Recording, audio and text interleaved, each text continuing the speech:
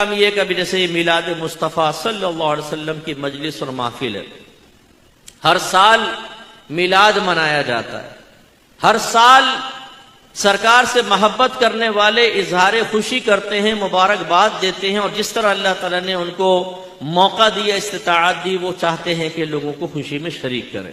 وہیں ایک گروپ ہر سال کھڑا ہوتا ہے اور وہ نبی کریم صلی اللہ علیہ وسلم کی اس خوشی کے بارے میں تنقید کرتا ہے، وہ اس کو حرام کہتا ہے، وہ اس کو بدعت کہتا ہے، وہ اس کو ناجائز کہتا ہے۔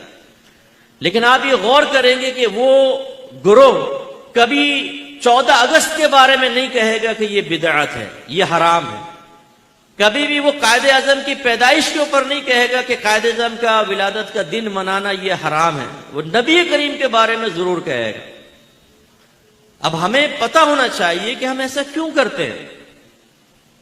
میں چند باتیں اس کے بارے میں ذکر کر کے پھر انشاءاللہ جو آیات ذکر کی ہیں ان کی طرف آتے ہیں۔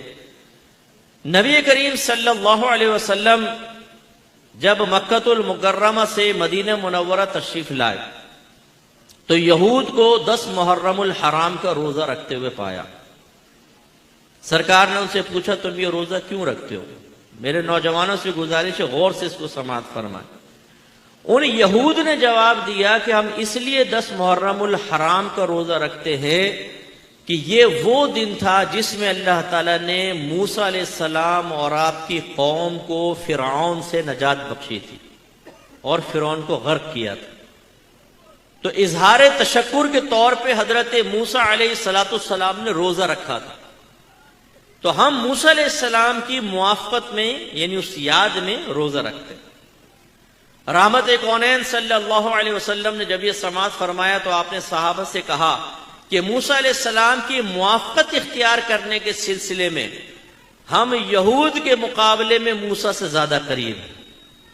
یعنی یہ ویسے تو موسیٰ علیہ السلام کو ماننے والے لیکن حقیقتاً موسیٰ کے عقائد نہیں مان رہے، ورنہ مجھ پر ایمان لے کر آتے، ہم زیادہ قریب ہیں۔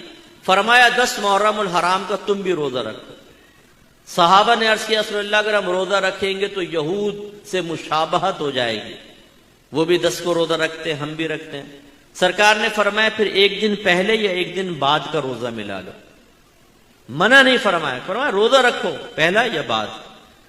اس سے ایک نتیجہ نکلتا ہے، نتیجہ یہ نکلتا ہے کہ موسیٰ علیہ السلام نے فرعون سے نجات پائی، یہ ایک بڑا اہم واقعہ تھا، اللہ کا انعام تھا، جس انعام کا شکریہ موسیٰ علیہ السلام نے روزہ رکھ کر منایا۔ یہود ہر سال اس یاد کو مناتے تھے، واقعہ ہزاروں سال پہلے ہوا ہے، لیکن یہود ہر سال روزہ رکھ رہے ہیں۔ کیوں؟ اس دن انعام اللہ کا نازل ہوا اور ایک نبی نے عبادت اختیار کی تو ہم اس کی یاد تازہ کریں گے۔ میں آپ سے پوچھتا ہوں یہ بتائیے کہ موسیٰ علیہ السلام کا فرعون سے نجات پانا یہ بڑا انعام تھا یا میرے آقا کا آپ کو مجھے مل جانا یہ بڑا انعام ہے؟ تو جب موسیٰ علیہ السلام کی یاد مناتے ہوئے ہر سال روزہ رکھنا جائز تو پھر نبی کریم کی میلاد منانا کیسے منع ہوگا؟ اس انعام کی خوشی میں اظہار تشکر کرنا کیوں منع ہوگا؟ آپ کے نبی نے طریقہ سکھایا۔ اور جب نبی کریم صلی اللہ علیہ وسلم سے کویسچن ہوا یا رسول اللہ آپ ہر پیر کا روزہ کیوں رکھتے ہیں؟ غور سے سنیے گا، سرکار نے فرمایا اس لیے کہ یہ وہ دن ہے جس میں مجھ پر پہلی وحی نازل ہوئی اور میں اسی دن پیدا کیا گیا۔ آپ کے نبی ہر پیر کو روزہ رکھ کر اپنی ولادت کا ایک شکر ادا کر رہے ہیں، یعنی کہ ولادت کی یاد تازہ کر رہے ہیں۔ اگر مسلمان ہر پیر کو نہیں سال میں ایک دفعہ کرے تو کیسے ناجائز ہوگا، جبکہ آپ کے نبی تو ہر پیر اپنی ولادت پر اظہار تشکر فرما رہے ہیں، اس لیے اس میں شرعاً کوئی حرج نہیں۔ ایک اور دلیل عرض کرتا ہوں پھر انشاءاللہ آگے چلیں گے۔ اللہ تعالیٰ نے قرآن میں سورہ قدر میں واضح فرمایا اِنَّا أَنزَلْنَاهُ فِي لَيْلَةِ الْقَدْرِ، بے شک ہم نے اس قرآن کو لیلۃ القدر میں نازل فرمایا۔ وَمَا أَدْرَاكَ مَا لَيْلَةُ الْقَدْرِ، اے سننے والے تو نے کیا جانا کہ لیلۃ القدر کیا ہے؟ لیلۃ القدر خیر من الف شہر، لیلۃ القدر 1000 مہینوں سے بہتر ہے۔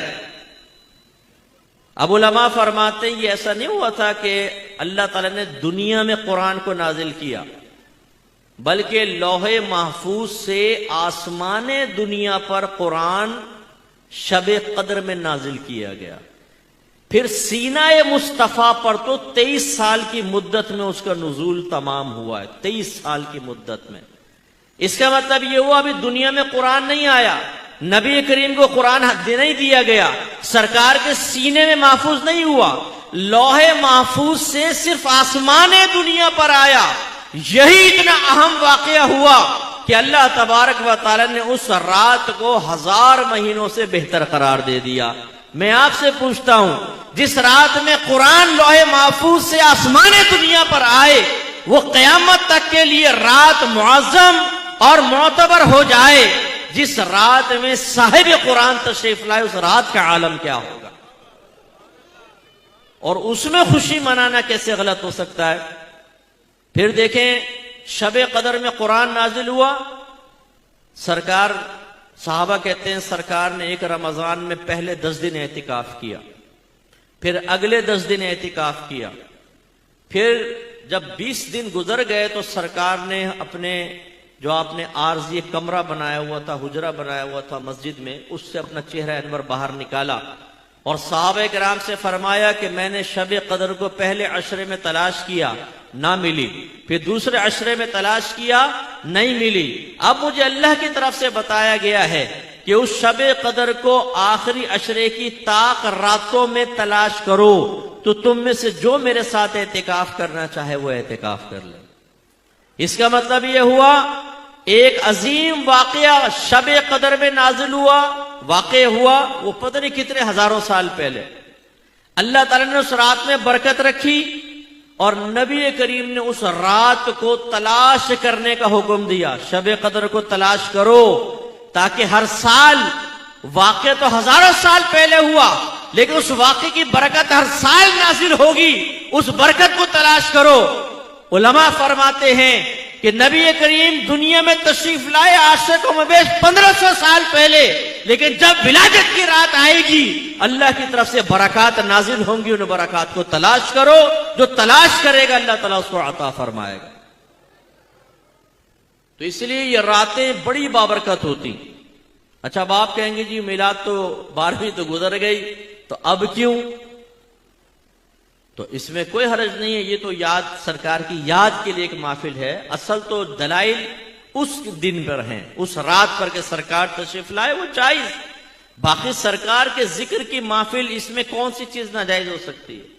قرآن میں سرکار کے فضائل, حدیث میں قرآن کے فضائل, تو اگر ہم بیٹھ کر نبی کریم کی فضیلت میں ذکر فرمائیں تو وہ تو قرآن و حدیث سے ثابت ہے, اس میں تو کوئی اعتراض ہی نہیں ہو سکتا. تو لہٰذا میلاد مصطفیٰ صلی اللہ علیہ وسلم, سرکار کی ولادت باسعادت سے نسبت کی وجہ سے 12ویں شریف, 12 تاریخ میلاد یعنی ربیع الاول کا مہینہ, یہ بہت ہی بابرکت مہینہ ہے. سعادت مندی کے ساتھ آپ اس میں جائز امور اختیار کریں. جو رحمت برکتیں اس زمانے میں نازل ہوئی تھی, انشاءاللہ آپ کو بھی حصہ حاصل ہوگا.